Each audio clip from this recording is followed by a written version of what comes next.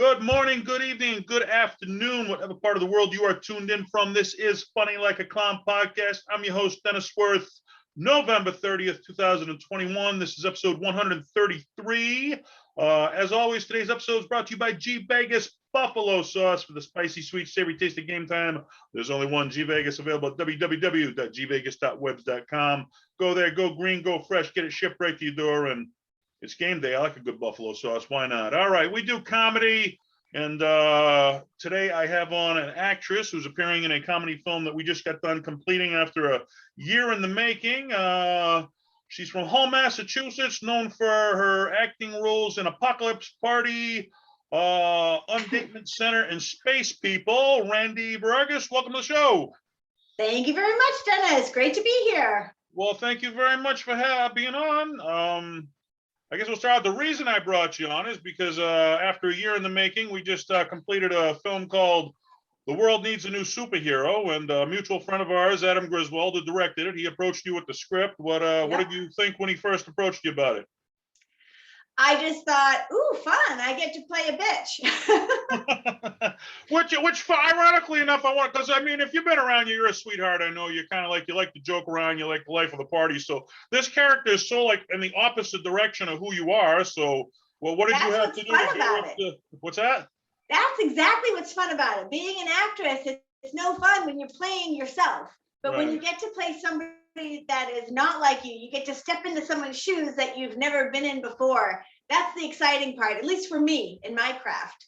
So what do you do to gear yourself up to do that, though? I mean, oh my goodness, acting methods you have to want to share? Or?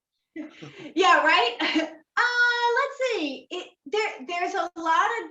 I guess it's different with every role. You know, like if I have to cry, sometimes I can think about something sad, but sometimes when you're just in the moment, you know, it depends on how much time you've been working on that part in that role. So there's no set thing that I do every time with every character. For yours, knowing it was a comedy and knowing I was playing your ex-wife, I mean, that was just fun for me. You know, I think we just had a good time doing that. And, you know, also it's funny in theater, you have plenty of time to get direction. You know, you're rehearsing for weeks and weeks and weeks, and it's just a couple weekends that, you know, you're doing the show. But in film, it's like, you know your lines, but when you get there, you, as an actress, you often don't know what's expected of you, you know? So I think for us, it was like, you know, I can start really big and then it's easier to kind of take it down. And I think we did that in our first scene. I was like, nah, nah, nah, nah. And then we took it down and it was more like, I hate you, just with my eyes. And that's fun. I love getting direction too. You pulled it off, because I mean, I've been watching the movie and I almost wanted to jump through the screen and say, hey, look, all right, let me tell you to knock it off, all right? But you definitely pulled off the role. I wanted to tell you off, but well, I was surprised when I got invited to do this. So I was like, oh, he still likes me after I was so mean to him?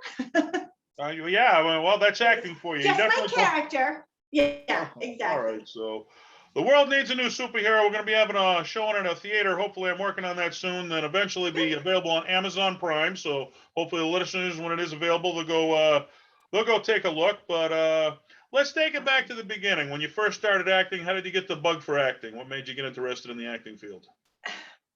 Funny enough, I remember I grew up in Texas and we would summer in Hull. And it was one night we were, it's just like one of those funny, like a dream. We're piling out of the car, you know, we're at a hotel and we were broke. And my dad's like, duck everybody, we're passing the office window. So he had to duck because he was like, I just like a room for two. And then, you know, we all spill out of the car. And I remember laying between two big beds in a hotel room, watching a movie. And the movie was about a Southern gal who makes her way into Hollywood and makes it big. And I was like, that's going to be me. The dream story. Sure enough, you know, I did community theater when I was growing up. I took a couple film classes in Dallas, you know, things like that. And then I got into the University of Texas. And instead of focusing on my grades, I focused I found out they had a film school. And so I focused on getting auditions and getting cast. And I think I left UT with like a 0.5 GPA. And I was like, see you later. I didn't even care because I went to Hollywood. Like on the map, I thought I was going to Hollywood.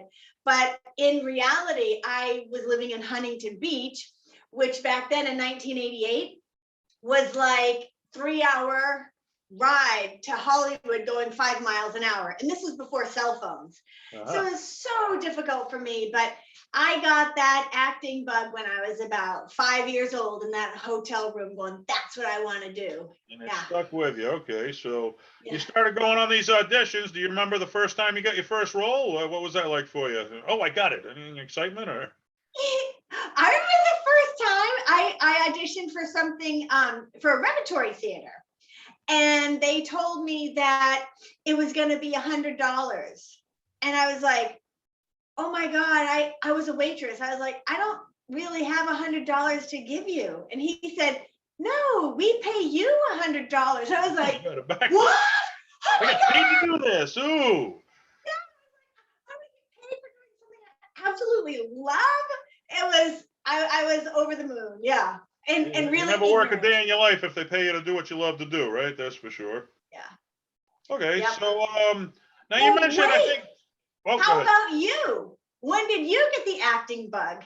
When did I get the acting bug? Well, it was kind of. I mean, I love comedy since I was a kid, and I did the stand-up comedy, and it was like. Yeah.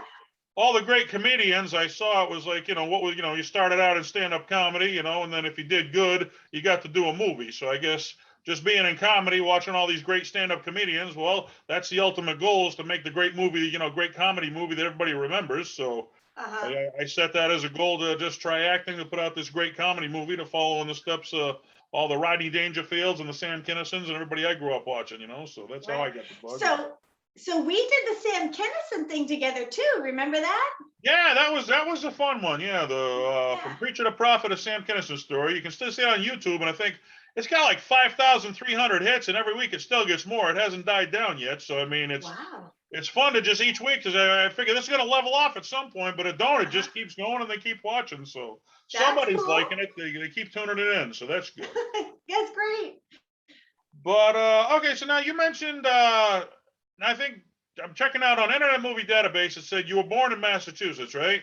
Yeah, I was. Yep. You grew up in Texas. How did you go with Texas and end up back in Mass again?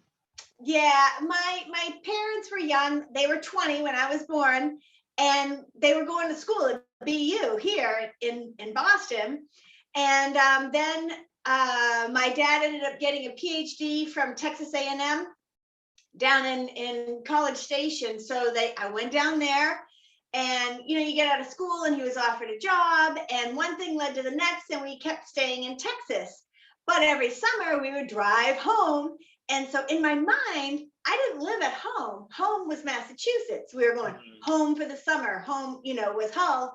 And so it's just kind of funny when I became an adult, went to the University of Texas, moved out to Hollywood. Then I thought, oh, I'll be a bigger fish in a smaller sea and moved up near San Francisco for a few years.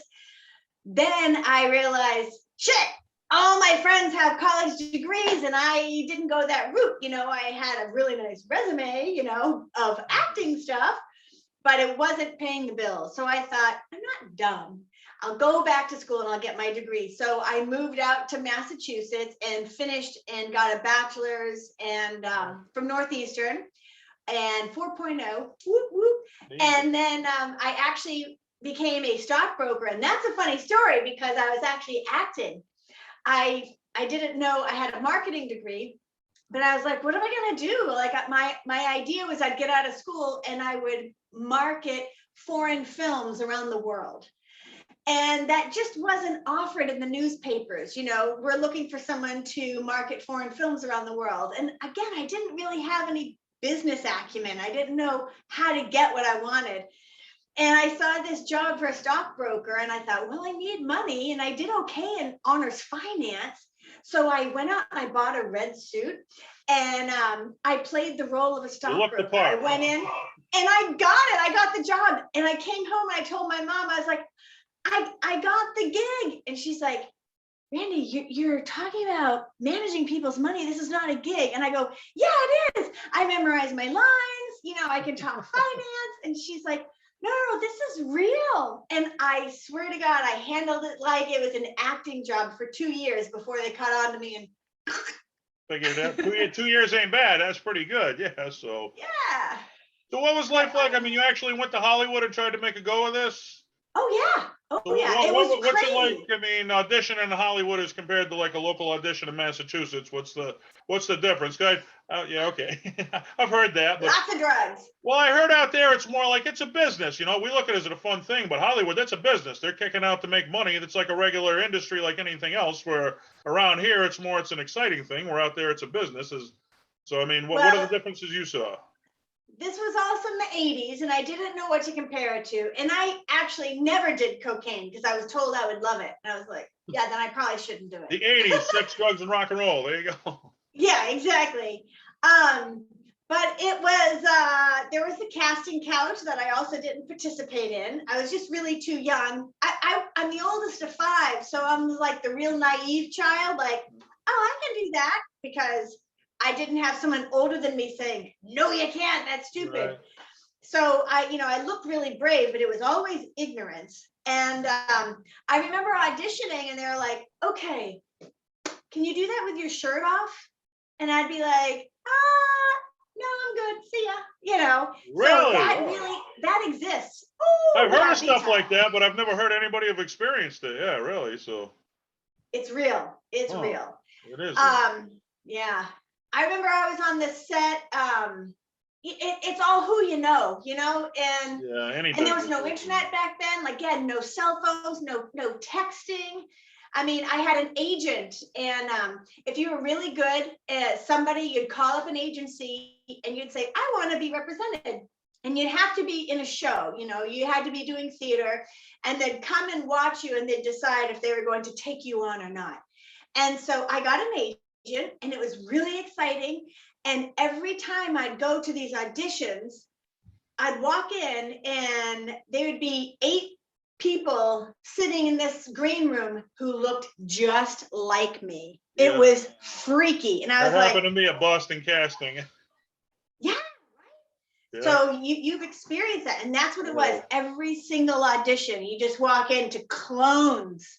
Yeah. And it's just like, geez. And, I always got this close to something big. Like, I had a really cool acting on camera teacher, Ed Hooks. He's still a really good friend of mine, but he lives in Portugal now.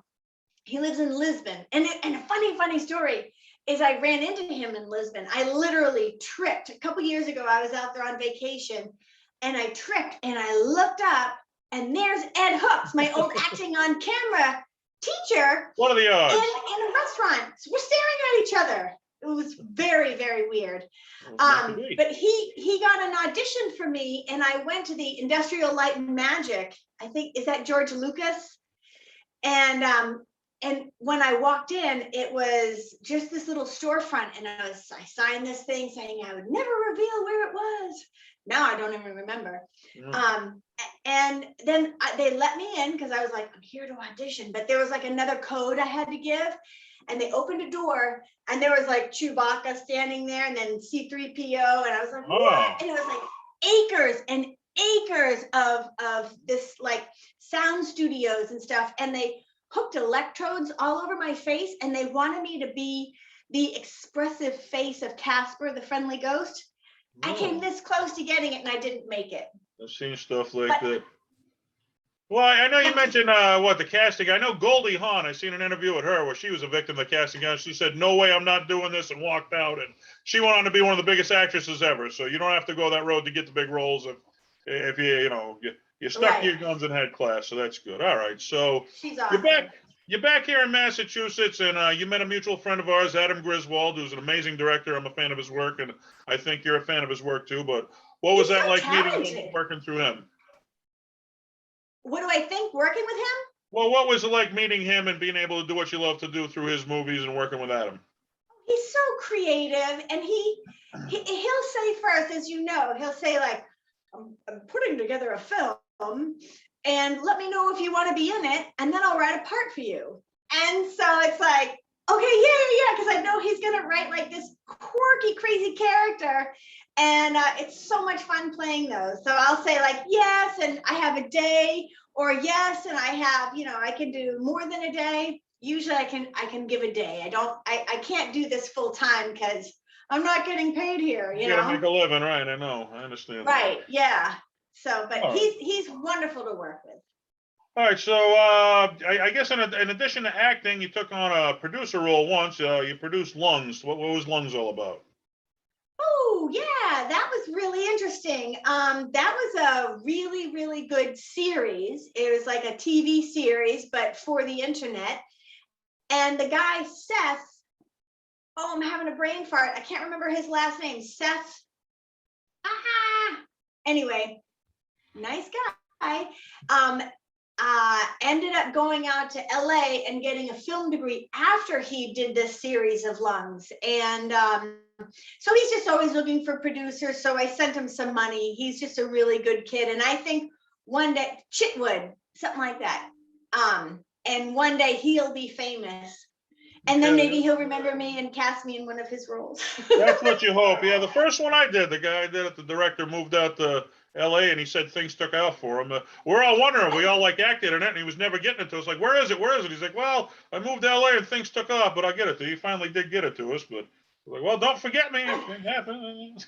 Yeah. All right, let's see. After that came Melt. Tell us about Melt. Oh my goodness, Melt was really amazing. I didn't know you were gonna do this and take me down this trail. I'm gonna take you down your whole path here.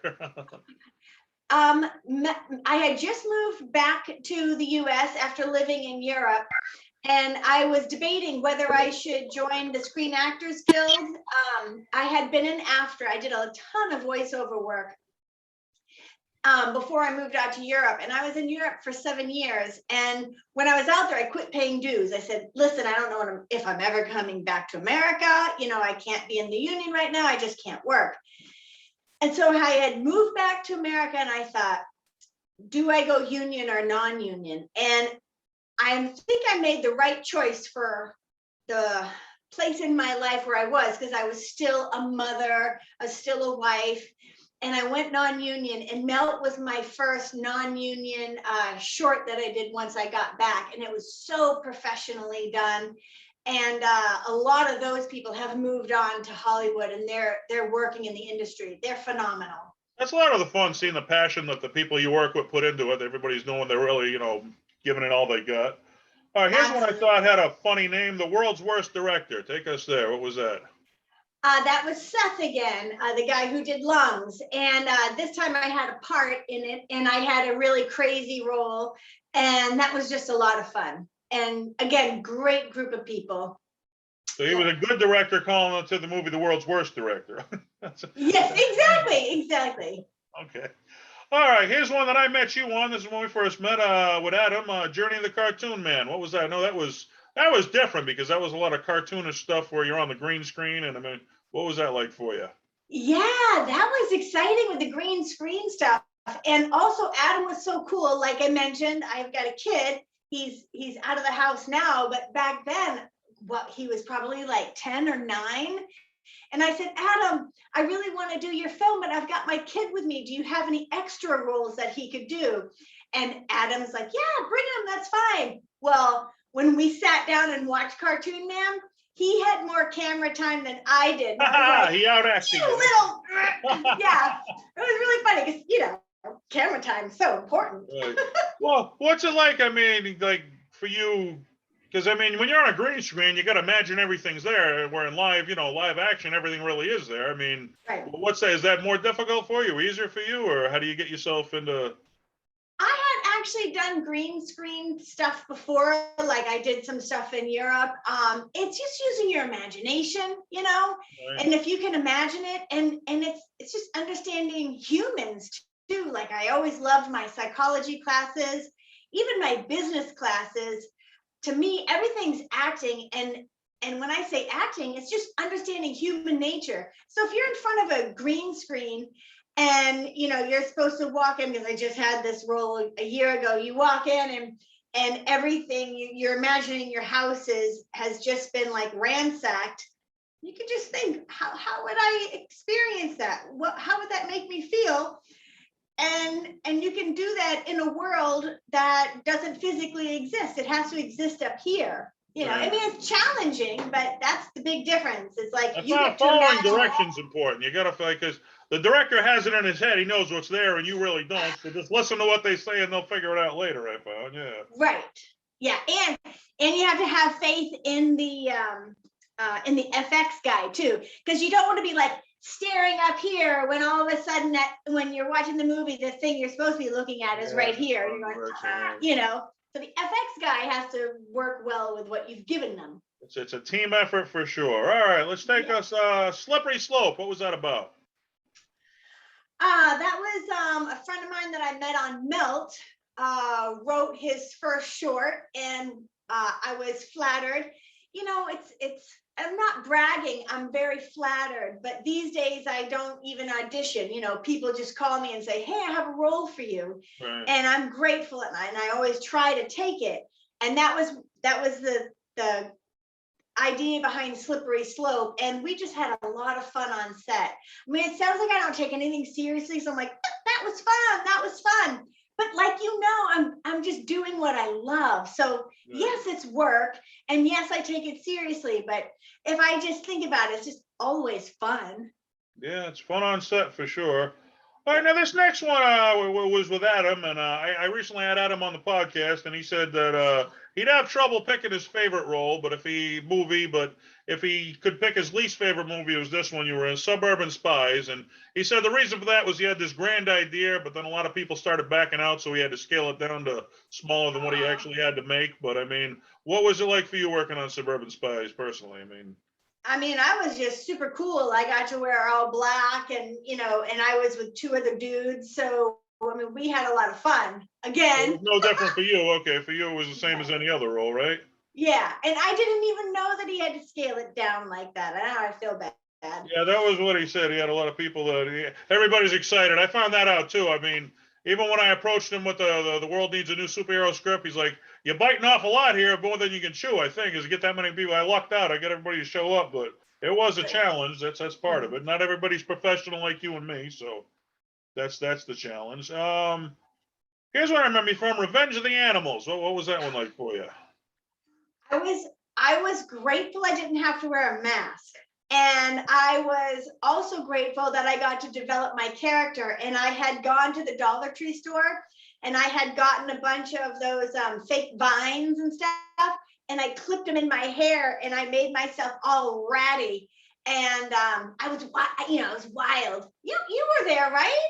No, I wasn't in that one. No, I mean, I did watch it. I remember seeing it. You played kind of like a kooky lady about in the wilderness too long or something. Oh yeah, I was the leader of this troop that had been living out in the woods for we didn't know, years maybe, Yeah.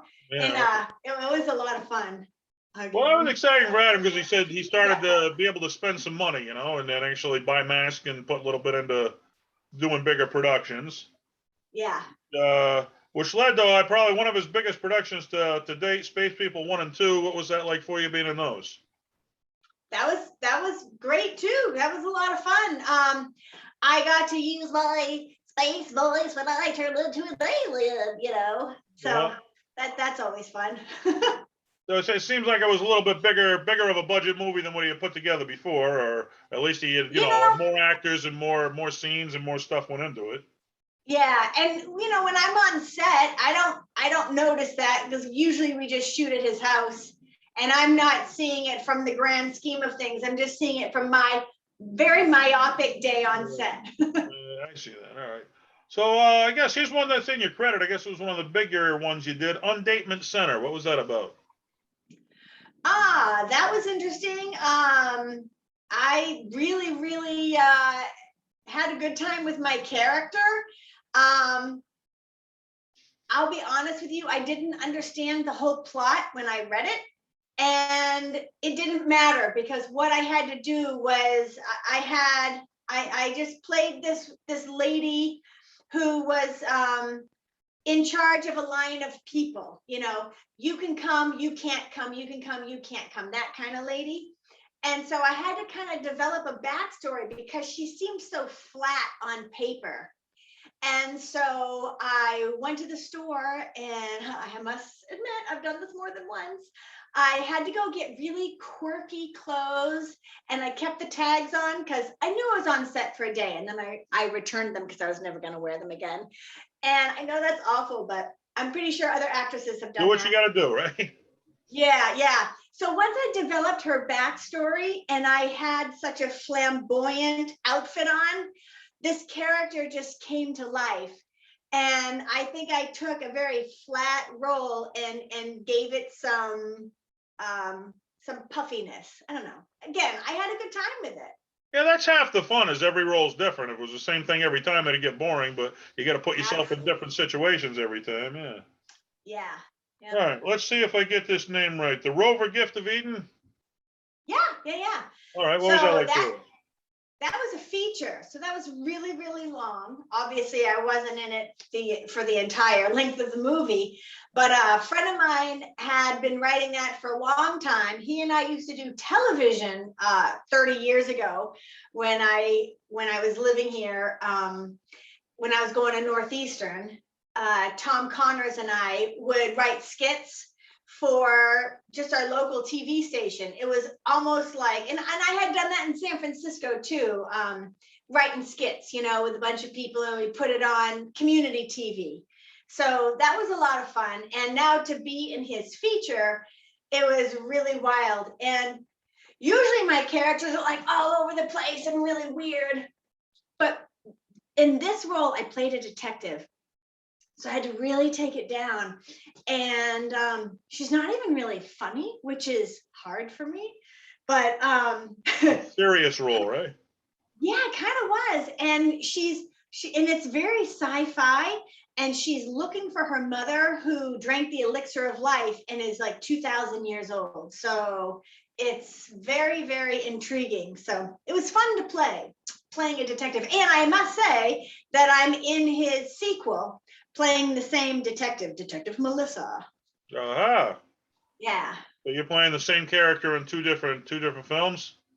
Well, it's the sequel. Yeah, sequel, it's a different okay, film, but. Mm-hmm. Oh.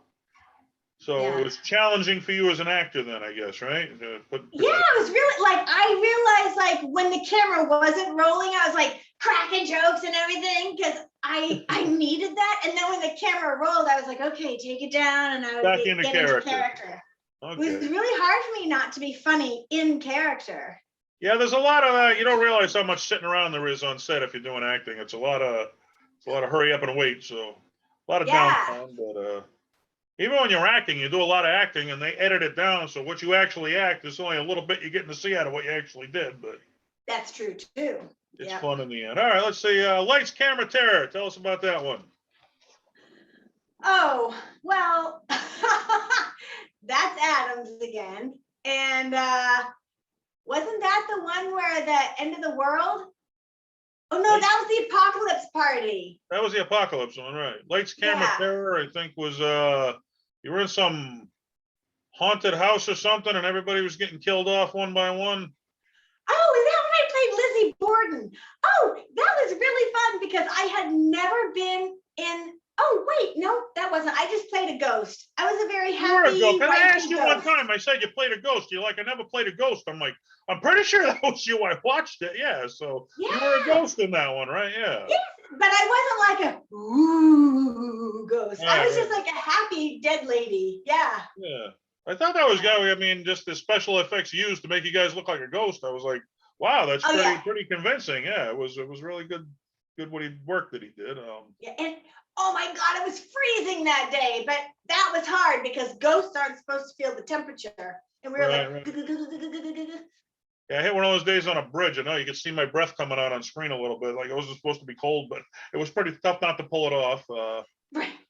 So here's one. A lot of people in the comedy world actually worked on this. I didn't, but I mean, this was one of the bigger productions going on in the area that a lot of people worked on. Paragons. I know Adam had worked on it too in a film. What was that? That was one of the bigger like online series or something in New Hampshire. Or tell us about that. That was huge. And I knew a lot of the guys. I had worked with them in a variety of different things. And they even shot at Paragons where I worked. I was a sales director at an assisted living for a while. And I got them to shoot there. And they were always saying, Randy, you've got to be on Paragons. You've got to be on Paragons. And I kept saying, okay. Well, I was on Facebook and they were talking about how the last one's coming up. And I was like, what? This can't be true. It can't be the last one. I said, I promised you I'd be on it. And I never did that. I had to fulfill my promise. And so I actually got on the very last episode of Paragons, playing a character that they had referenced multiple times. And then here I show up on the last episode. It was really fun. Finally, right? Okay. Yeah. They did that in the Cartoon Man. I guess they had talked about my character in the first two. Then I was in the third one where I finally made the appearance. Yeah. Cool. Yeah. He was the big bad guy, but yeah, that series went on for a number of years though, Paragons, because so many people have worked on that. Yeah. Very impressive too. Yeah, those guys did a great job. Really good writing, fantastic characters. Everything was top notch. Yeah, I noticed that. Like when I was acting in the film, like the characters who showed up and they actually memorized their lines, it's like we really clicked. And there's other ones who couldn't remember them. It's like really tough to work off of. We got through it, but it wasn't as smooth. I mean, you can really do some good acting when everybody's prepared like that. When they're not, it makes for a tough day. Yeah, absolutely. Mm-hmm. All right. After that came the one that we already mentioned. We walked on the Sam Kinison one from Preacher to Prophet, a Sam Kinison story where we approached you to play Mitzi Shore, who was the old owner of the comedy store out in Hollywood. And yeah. Now, rumor has it among the comics was if you wanted good stage time at the comedy store, you had to sleep with Mitzi. She was an older lady who kind of faloozed around with the younger comics. But what was that like for you preparing for that role? Oh my gosh, I have to tell you, thank you for allowing me to play Mitzi, because the very first time I went out to Hollywood, I was just on vacation with my dad, and I was telling him, like, I want to live here. And he was like, well, we better go visit it if you really plan on living there. And so we went into the comedy store, and we saw Pauly Shore. And that's when he was doing like that. The weasel. I forget his shtick. Huh? The weasel. Yes, he was doing the weasel. Yeah. And I'm telling you, I was like a horrible audience person. Because when I start laughing really hard, nothing comes out. I was like, and I just slapped on my legs, and I was trying to catch my breath. That man was so funny. My dad and I both, nothing came out. We were laughing that hard. Yeah. And so when I got to play Mitzi, I was like, oh my God, this is so cool. Almost like, it's meant to be kind of thing. Meant to be that many years later. I just loved it. I loved playing her. That was fun. Yeah. Yeah. So, which was a true story where she told Sam to be a doorman, and we could kind of talk down to him. You're not funny. You can be a doorman. Which he had to earn any respect he got from Mitzi. He was later on, but let's see. Now when we were on set, I don't remember having sex with any of the comics. Was that? Well, I wasn't sure if I was going to bring it up or not, but I mean, you were getting into the role because we were filming at the hotel there.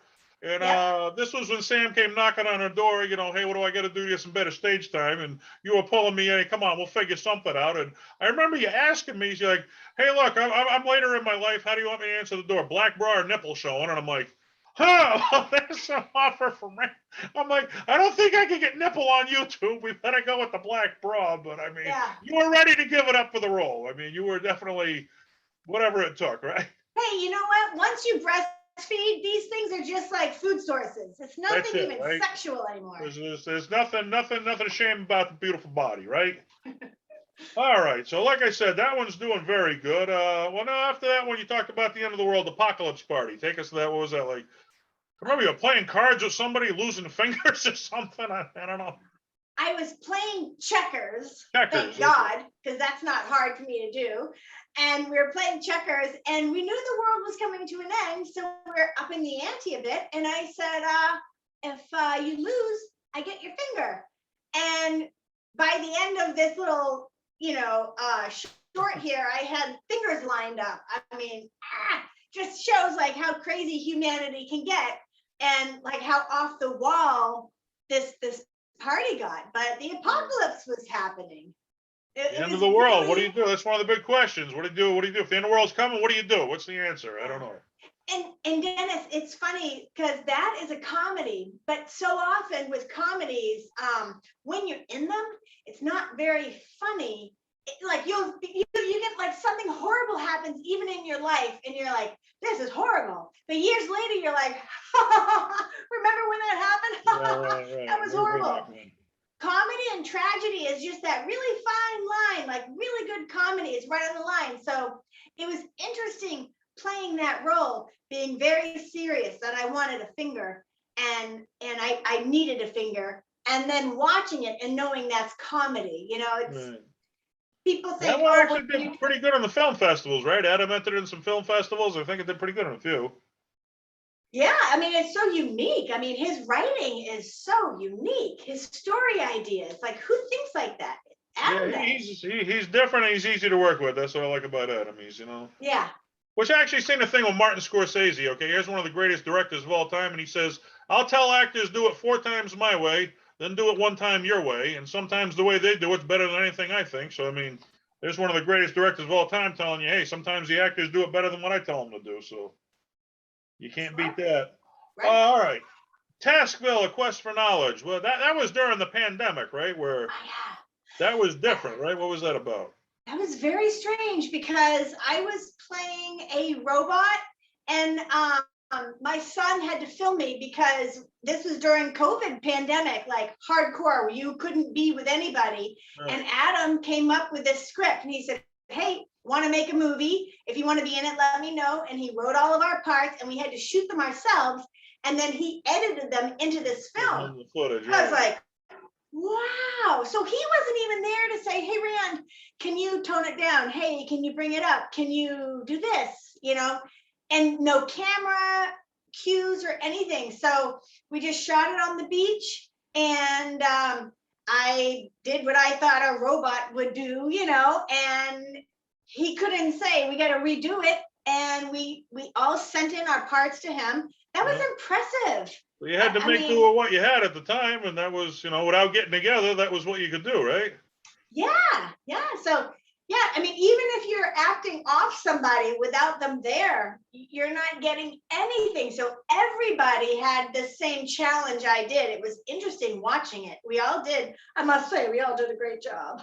Pat yourself on the back. There you go. Yeah, in challenging times, I mean, he really did. Let's see, what was that? The Tales of the Inexplicable. What was that? Which one was that?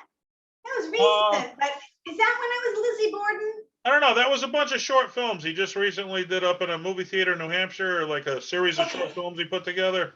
Yes. So one of them I played Lizzie Borden, and then another one, I don't remember. Okay, so you're doing so many of these, it's all a big blur for you at this point, right? Yeah. You're keeping so busy. Yeah, no, I have those moments. Yeah. All right. Mass Eradication. Do you remember what was that one about? Oh, that's when I played Lizzie Borden. Mass Eradication. That was a little short he wrote. It was a horror film, and I had never done horror, and I didn't ever want to. But this is kind of educational because he wrote it specifically for the state of Massachusetts, and he entered it into this thing where one filmmaker from each state, and I think he won, and that's why he got to make this, was supposed to make a 5-minute short showing in a horror movie way something historical about that state. And he chose to write about a variety of things, and he really fit it all nicely into this 5-minute short. And I played Lizzie Borden, and I had to axe somebody to death, which was really funny because when we were on the set, it's freezing out and there's snow on the ground, and I'm axing this lady, and we're tossing blood on her from the side of the cameras, and all of a sudden the police show up, and we're like real police, like this is not in the script. Yeah. And we're like, "Oh, hi, officer, we're making a movie here." And they're like, "Oh, all right, carry on." And that was it. And so now I've decided if I ever kill anybody, I'm going to have cameras and lights. And then if anybody Just making says a movie. I'll be like, I'm acting, but I'll really be killing them. That recently happened to Adam, a friend of mine, Michelle Mortensen. She was making a movie where we did it at the restaurant I work at, where I was in her film. Then the next scene we did, she was in mine. But they were acting before I got there. It was called The Hold Up, and they had like a little plastic gun. And somebody called the police and said, "Hey, there's a guy holding a gun on these people." And police showed up and like, "No, it's a movie. It's a movie." Like, "Hey, you watching the news?" You see, I guess he really chewed him out, but. Wow. I don't know. Adam said, like, if you go to the police station and tell them, it kind of turns into a bigger thing. It's easier just to act dumb when they show up, you know? So I guess, but that turned into a funny thing. But yeah, I'm like you with the horror movies too. I watched Psycho 3 when I was a kid. It scared the pants off me. I'm like, why would anybody watch this? I'm like, I don't know. I like to laugh around and stuff. I mean, there's enough misery in the world without watching horror movies and watching it, but that was never my thing either, yeah. Thank you. That's exactly how I feel. All right. Let's see. Mass Eradication. What was that one about? You remember? Isn't that the one that I was just doing, the Lizzie Borden one? I think we that used was to. All right. Mass What's next? A Tree Full of Lights. What was that one about? Oh, well, that was interesting. A guy down the street from me writes shorts, and actually he writes documentaries. He writes and films documentaries. A really, really good guy, Dave Frazina. And he cast me in this short, and we went to his mom's house and filmed it. And it was about a Christmas tree that kind of magically lights up, and a really nasty neighbor.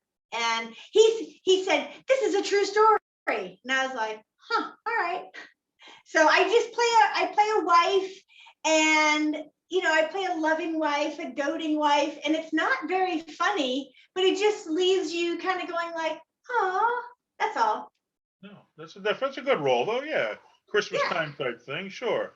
Exactly. All right. So we've talked about your career here. I mean, who are some of the actresses you admire that when you watch on them on the big screen or whatever, you say, "Wow, I think they do an amazing job acting." You got any heroes in acting or? Well, you mentioned Goldie Hawn. Who doesn't like Goldie Hawn? I mean, when I was little, watching all of her films. I'm 51 now, and I'm thinking my 18-year-old son is out of the house. I have just broken up with my boyfriend of 2.5 years, and I'm thinking like, what do I do now? And so I actually called the Screen Actors Guild last week, and I said, I was in AFTRA. I had done a lot of radio spots and stuff. And I said, then I moved to Europe, and I came back and I never re-signed. But now you guys have joined. You've merged. Is it possible for me to get my SAG card? Because I think I was SAG eligible, but I was in AFTRA. I did, And they said, let me check. Yes. So I'm going to pay. I think when I froze my account, I owed like $127. I have to pay that. And then I have to pay $111 for dues, and then I'll have my SAG card. And I think I'm going to start, well, I know I'm going to start trying, but I think I'm going to start acting now in SAG stuff. And I have the time now to go to New York, because you're probably thinking, but Randy, there's nothing around here. You're right. It pisses me off to no end that Boston is filled with talent, but they always just get extras here. They never get like the main roles. talent Boston casting, they'll get you into some big stuff, but it's always, extras or something, not the main. Yeah. So you never get feature work, so, or like featured extra maybe, but so I'm gonna do that. That's gonna be like my next thing. It's like, why not?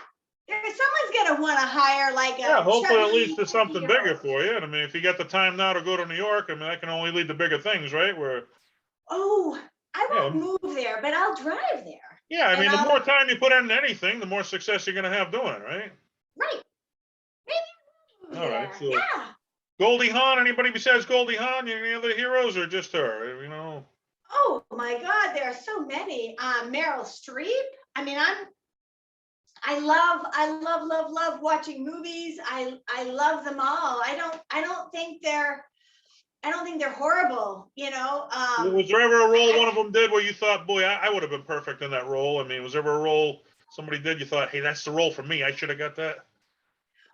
Oh, every time I watch something that makes me laugh, I think, man, I wish I had that role. What about you? Who's your idol besides Sam Kinison? Well, Sam Kinison, Rodney Dangerfield. No, I mean, my favorite movie, I mean, when I was a kid, Star Wars was a big thing, so Star Wars is always like the main thing. But other than that, Okay.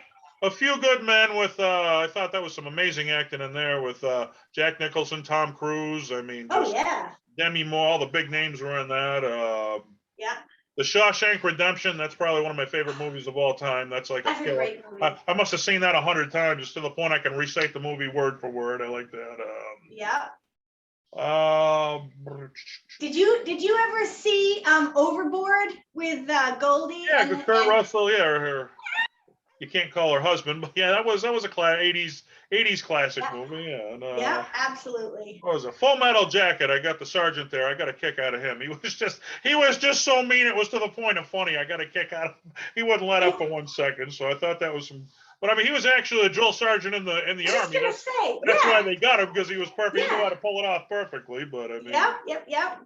all right. Yeah. So So if what we is get- Go If ahead. we're going to talk about movies, have you seen the Midnight in Paris? I love Woody Allen movies, but I don't like what the guy's known for. But I love his movies. Yeah, Midnight it in sounds Paris. familiar for some reason, but I can't remember. I can't say that I've seen it, but Midnight. I've Okay. heard of Midnight in Paris. Maybe I've seen it, Yeah. and forgot about it. I don't know, but And then Purple Rose of Cairo, I think that came out in the 70s, but that's one of his too.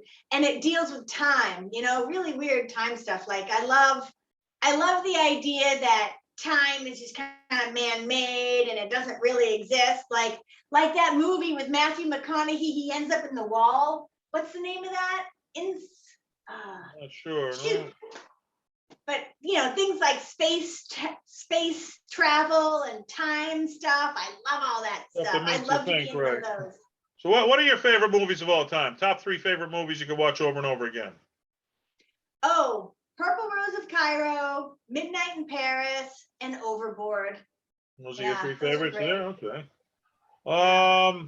So for you, Oh, and Elf. I mean, what is it? I love that movie, Elf. Oh, Elf.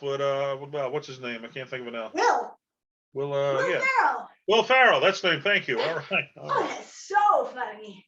So, Yeah, so all the roles you've done, looking back, could you pick a favorite role you've had, or like that's my favorite one that I perform? I mean, I really nailed it in that one.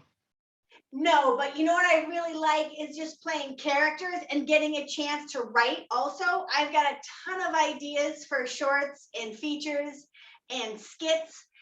And I would love to get a team of like-minded people, not exactly, because then that would get dull, but that would like to write with me and develop these characters and do something with it. It's just like, sometimes I wake up in the middle of the night laughing my head off because these characters are real to me. Not that I'm psychotic, it's just creative. Right, And you're in that world, right? Yeah. yeah, You've being created a able to world of your share own that you with want to somebody. express. Yeah. Yeah. So I don't think I'd like to get in a Broadway play and play the same person with the same lines over and over and over. They're like, this play's been going on for 10 years. That's my idea of hell. Yeah. I would like to have a variety of characters. Like, oh my God, put me in Saturday Night Live. Yes, please. Then it becomes a That would job, be not awesome. fun, right? If you're changing Yeah. up, it's more fun, right? Yeah. Okay. I love Kristin Wiig. If I could be somebody, I would be Kristin Wiig right now. Kristin Wiig. Yeah. Who is that? I'm not sure. Enlighten me. She's the Target lady. She does a variety of skits on Saturday Night Live. She's not there anymore, but she's so funny. She was in Bridesmaids. Okay. She's beautiful, but she can also play someone really ugly. She does like the super high forehead and tiny hands, person. All right. So that's something you admire. She's so funny. She does Saturday this Night Live. perfume- That's yeah. She does a perfume ad, and it's like the perfume's called like Warning or something, and she comes up to the men, and, does horrible things to them and then like runs away. And, it's just hilarious. Oh, Monty Python. Oh my God, if I could have been in a Monty Python movie, that would have been awesome. John Cleese. Okay, you know what I really want to do? And this is not allowed yet, but maybe in the future. What's that? Dennis, I want to have a business where I get to take men's sperm and women's eggs and make babies. I would like to take like Ellen DeGeneres' egg and John Cleese's sperm and make a baby. And I think you need their permission though to do that. That's the thing. Well, yeah, they would get monetarily rewarded. Like imagine Steve Martin and Goldie Hawn's baby. Like I think they're already doing that, but you need permission, right? Yeah, but and I would raise them until they were adopted, and I would, Yeah. acting skills. Well, yeah, I grew up. My father raced horses, and that was breeding was everything. And race, you want a good racehorse, breeding's everything. So I mean, yeah, if you bred two big talents like that, logic would dictate you can come out with a bigger talent, right? Yeah, exactly. Yeah. All right. Well, we've been talking for a while. We're getting toward the end here, so I'm going to hit you with my last question here. We talked about how you got started. We talked about what you've done. What's in the future for Randy? What do you hope to accomplish before it's all said and done? What are your goals? What are we going to remember you for in the future? If I get my druthers, I will bring my stories to fruition, and I will use my new SAG card, and I will get character bits in real films and get paid a ton of money so I can create the stories that I really, really, really want to get on the screen. And yes, I've got a part for you, Dennis. All right, the sky's the limit. Well, I was going to ask you, if the world needs a new superhero goes on to be this big hit, are you going to come back for the sequel and play my ex again, or what? You know what? I know it sounds horrible, but if my plan is to join the Screen Actors Guild. I don't know if they will allow that. I don't think. Watch after that, huh? Oh, you have to get union wages. So you might be done working with Adam then if you join that, right? Well, that'd be sad, yeah, because he's done a lot of work with Adam. But hey, you got to take the next step, right? You got to do what you got to do. Yeah, and who knows? Maybe you guys could do union stuff. Like get some financing backers. You've done a lot. You've proven that you can. Yeah, that's what Adam said. One of his goals was to actually try to get paid paid to do what you do. So I mean, Exactly. I'm gonna put the movie on Amazon Prime. I mean, I'll never make back what I put into it, but I mean, if I make some back, the more you make, the more you can put into it. So who knows? We all got a bright future because we're doing what we love to do, right? Yeah. Yeah. Well, this has been fun, Randy. Thank you so much for being on the podcast. I appreciate it. Thank you, Dennis. Good luck in your career and have a great day. Okay. Thank you. You too. Bye, everybody. Bye bye.